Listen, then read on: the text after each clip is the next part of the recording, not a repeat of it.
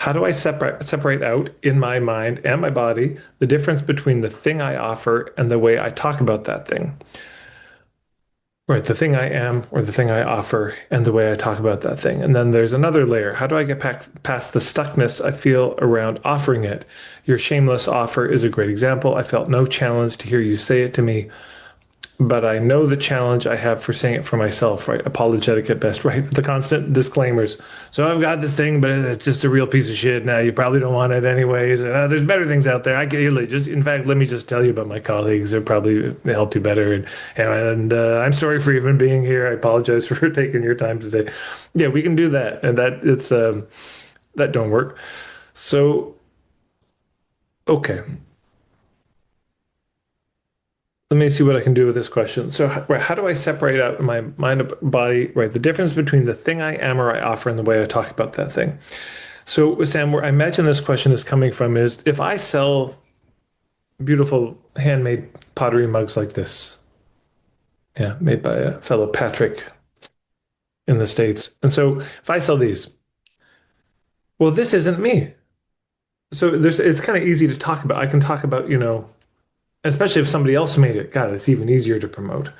But even if I made it, I can just say, here it is. If you like it, you like it. You don't, you don't.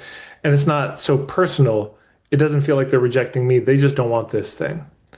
But if you're a service provider, oh shit, there's no thing to show. It's you, isn't it? Or that's what it seems like. That's what it feels like. It's like I'm the one being on offer. So the first thing I'd say for everyone is the sometimes this language of self-promotion, I think, sets us off on the wrong track. Because you're not really promoting yourself. You're not selling yourself, even if that's what it seems like. Why? Here's the proof.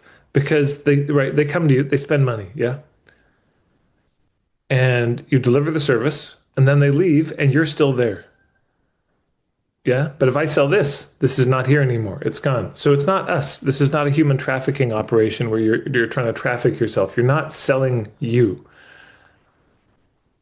What we are doing, and sometimes I think it's good to shift the language between well, the etymology, I got this from Mark Silver, my colleague. The etymology of the word selling, like to sell, means basically to share and often to share in response to a request.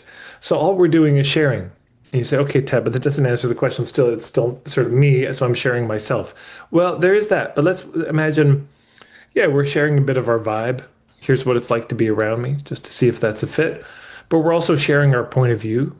We're sharing the offer itself we've constructed, and we're kind of laying it down in between us and saying, here's what I've got. If this thing here, this point of view, this offer feels like a fit, great. And my vibe feels like a fit, wonderful. And if not, great. You know,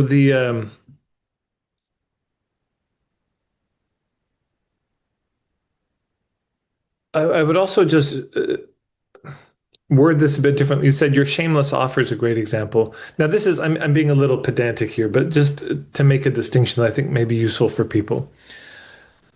I don't know if being shameless is the answer. It gestures broadly at most politicians. I don't know if that's the direction we want to go of complete shamelessness, because that isn't always the same as ethical. But shameful, I don't think is the direction we want to go either. Being full of shame in marketing is it's no help. And not just that it doesn't work, it's a drag to be on the receiving end of that. As somebody's pitching their thing from this really shameful place. It's just like, oh God, would you just get on with it? But what about shame free? Yeah, just not burdened by shame. The shame isn't running the show. Shame is not the center point of the thing. Am I shameless? Am I shameful? But just shame free. That's the way I would word it myself. But here's the biggest thing. And this is important. And if you've been around me for a while, you've probably heard me say this before, but I'll say it again. Self-promotion, again, it's not really even I get challenged with the language, but sharing our work. Yeah, I'll just say self-promotion for now, even though it's not our self we're promoting really, is human kryptonite. This is just for everybody. Everybody I know, well, there are some people who can do it shamelessly and constantly, who are always promoting themselves and saying how great they are, and they're called sociopaths. Yeah, that's genuinely, I don't trust people who are always talking about how great they are. So for most people, it's kryptonite. If I if I were to say, look, here's what I'm going to do. I'm going to change the screen view and I'm going to pick one of you. And I'm going to give you a minute. And here, it's a great bargain. In this minute, you get to convince the rest of us to buy from you. Even better, it's going to go on YouTube and a bunch more people are going to see it. I might even put it in my newsletter. So many people are going to see it. But you're going to have 1 minute. I'm going to pick you at random. Now I'm looking at the names. Beth, I think we might go. Maybe Izzy. No? Mary. Definitely Stephanie. Sam. Maybe Sam. Sam asked the question. We're going to have Sam do. Now, none of you looked excited when I said that. When I do this in workshops, I point at people and say, maybe we'll start with you. And people do this, they recoil. Isn't that a strange thing? I mean, really, just let's wonder about that. You're at a marketing workshop, learning to market. I'm saying, here's a chance to market yourself to a room full of people. You might get a client, and nobody wants to do it. So, is it that that's because they're disempowered? Is that what it is?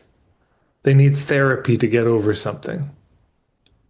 And a $10,000 coaching program on inner work that you're sure to find somewhere on social media. Is that what's needed there? Is there something wrong, in other words, with the response of this pullback and reticence to talk about our work? I don't think so. I'm not saying there isn't, childhood stuff to look at. That's probably true too. But maybe we could just start with the fact that the humans are shy and that standing up in front of a room and tooting our own horn feels unnatural at a baseline.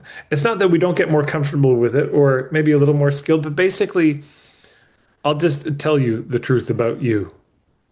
And you probably, some of you are just going to agree so hard, you're going to put an amen in the chat. I can feel it coming. I'll say this statement. It's so true. You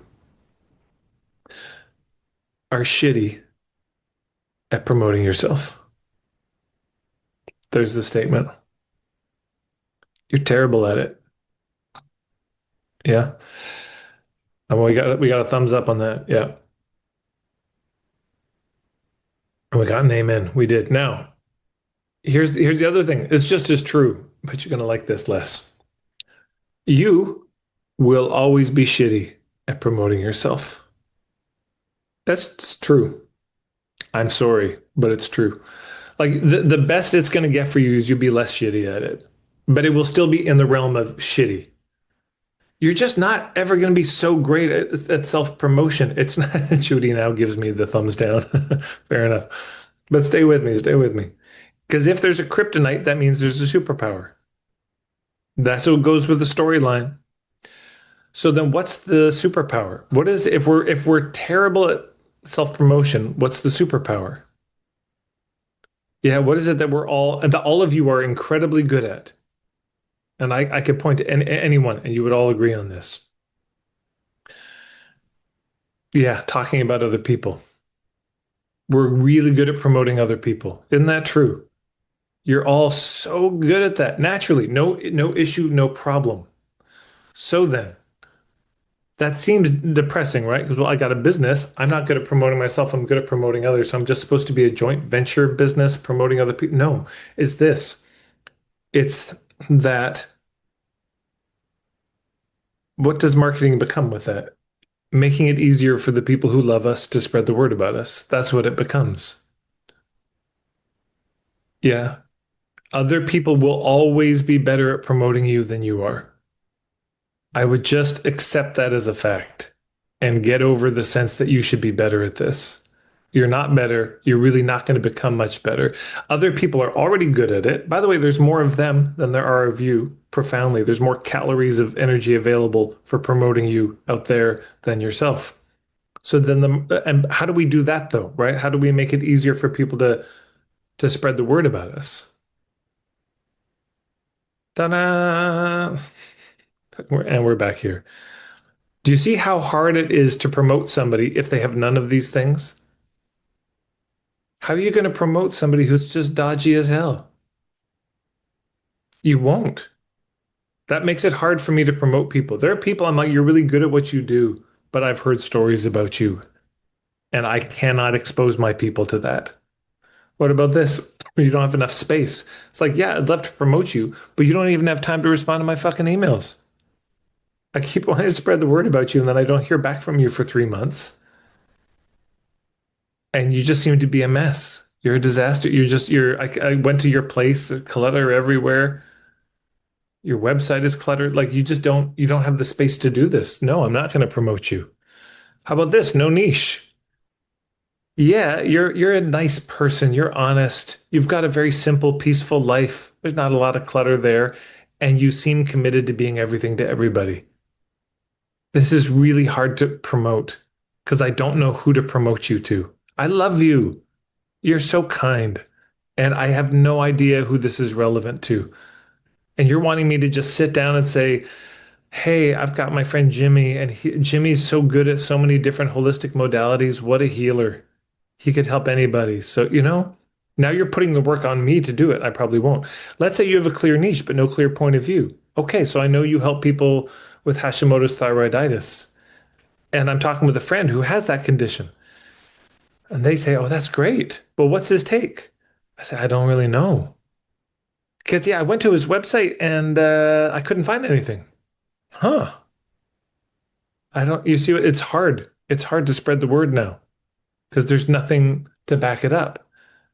If you don't have an offer, well, then if you have an event coming up, there's an occasion, an opportunity for me to spread the word. But if you don't have anything on offer, it's a little harder. But if I can say, "Oh, Jimmy's coming with a workshop on exactly that thing in a month. You should go to it."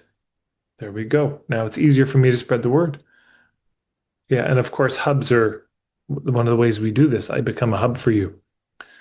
Anyways, if you want to make it easier to spread the word, if you get all 7 of these dialed, it gets really easy for me to share your work.